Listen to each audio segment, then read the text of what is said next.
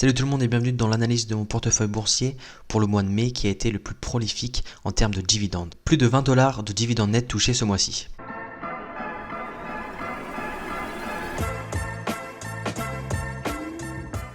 Avant de commencer dans les détails de mon portefeuille, on va regarder les performances des indices boursiers les plus connus. Donc concernant le SP500, on est sur un mois qui se maintient avec une baisse de 0,56%. Concernant le Dow Jones, une baisse un peu moindre de 0,22%. Et concernant le CAC 40, une hausse de 0,67%. Concernant mon portefeuille, donc voilà, comme tu peux le constater, niveau de mes plus-values, j'étais à moins 4%, je suis passé à moins 2%. C'est donc un gain de 2%. Bien sûr, j'ai réinvesti de l'argent à hauteur de 300 $ investi pour le mois de mai. Donc ce qui me fait quand même une plus-value qui va être moins de 2%. Je ne l'ai pas calculé maintenant, mais je sais que du coup, j'ai battu le marché pour ce mois-ci. Comme dit auparavant, j'ai investi 300 $ ce mois-ci. Concernant les achats, donc on va avoir 150 $ sur Home Depot, 50 $ sur Schneider Electric et 100 $ sur Siemens. Donc concernant Schneider Electric, c'est juste un renforcement au vu du prix assez bas de l'action en ce moment. Et The Home Depot et Siemens, ce sont des ajouts de 2 nouvelles actions. Comme vous aurez pu le voir dans une de mes dernières vidéos, j'ai vendu l'action d'Orange. Et avec de la vente d'Orange, je me suis renforcé à hauteur de 120 $ sur AXA. Et j'ai aussi vendu l'action Bolloré pour acheter à la place l'action LVMH qui était un cours plutôt bas. J'ai aussi fait une plus-value de Bolloré un peu moindre. Pour Bolloré, j'ai fait à peu près une plus-value de 2%. Ce qui n'est pas terrible sur un an d'action, mais comme c'est une plus-value, en plus avec les dividendes que j'avais touché, j'ai touché des dividendes pour Bolloré, ça me fait à peu près du 2,5% sur Bolloré. J'ai préféré vendre l'action et acheter une action d'LVMH, tout simplement car je ne croyais plus aux fondamentaux de Bolloré aussi. Donc on va retourner sur mon tableau de bord et on va voir que les tops du mois ont été Total avec 18%, AT&T avec 11% et ExxonMobil avec 11%. Concernant les flops, on va avoir Boeing avec moins 11%, Facebook avec moins 8% et PayPal avec moins 6%, 7 plutôt. Ça fait surtout plaisir de voir des flops du mois très très bas en termes de pourcentage. C'est vrai que depuis 2022, on a eu l'habitude d'avoir des moins-values allant jusqu'à 40% en un mois.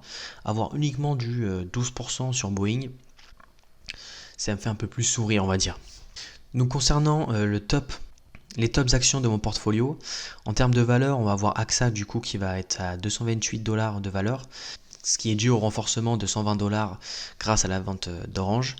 On va avoir du Schneider Electric qui est bien revenu, Exxon, Chevron et 3M. Concernant les meilleurs gains, on va avoir Exxon qui est passé devant Chevron avec, c'est très très serré, avec du 74%, Total qui est 3ème et United Health et ABBV qui ferme le classement. Concernant les flops, on va avoir des flops qui se sont améliorés. Donc concernant les valeurs, on va voir Warner Bros Discovery.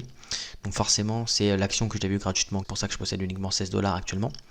Donc Boeing qui a subi une belle baisse ce mois-ci, Amazon, Adobe et PayPal. Concernant les flops en pourcentage, on va avoir PayPal qui est toujours dernier, Boeing qui a rejoint le classement, Netflix, AGNC et Amazon. Concernant les dividendes touchés pendant le mois de mai 2022, j'ai touché 24,18 $ net, ce qui est donc mon plus gros montant depuis que j'investis en bourse. Si on compare à titre indicatif par rapport à mai 2021, c'est presque plus de 20 $ de plus. Donc c'est presque un x7, x8 de dividendes par rapport à l'année. Concernant les dividendes touchés, ils viennent bien sûr principalement de mes actions françaises qui payent un dividende à l'année, d'où les gros montants uniquement sur un mois.